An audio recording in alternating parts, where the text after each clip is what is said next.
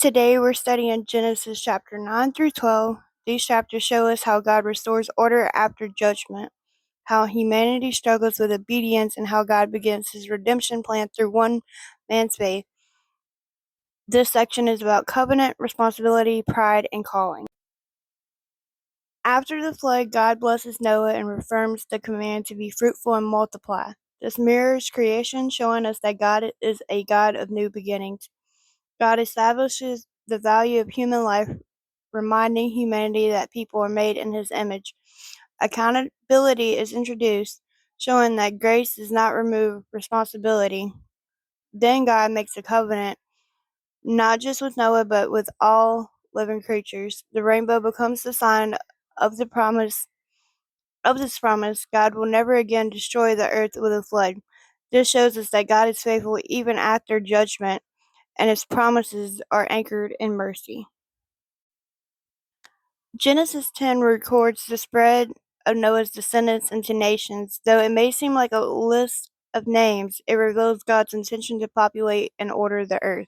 God's command to fill the earth is being fulfilled, even when people are unaware of it. This chapter reminds us that God is always working on a larger scale than we can see.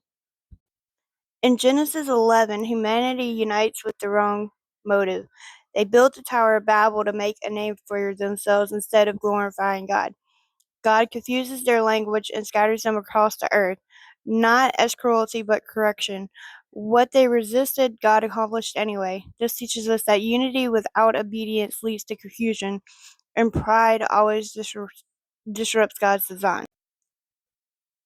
Genesis 12 marks a major shift. God calls Abram to leave his land, family, and security. No details, just a command and a promise.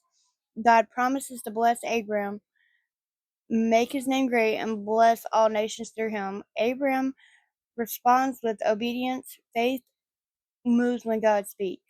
As Abram travels, he builds altars, marking his journey with worship. But when famine comes, fear sets in. Abram goes to Egypt and lies about Sarai.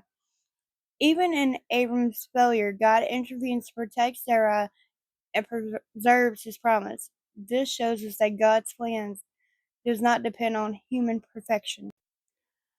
Genesis 9 through 12 teaches us that God keeps covenant. Pride leads to disruption, faith requires obedience, and grace covers our shortcomings. When God calls you to move, trust him. When fear leads you to stumble, return to him. God remains faithful to his promises.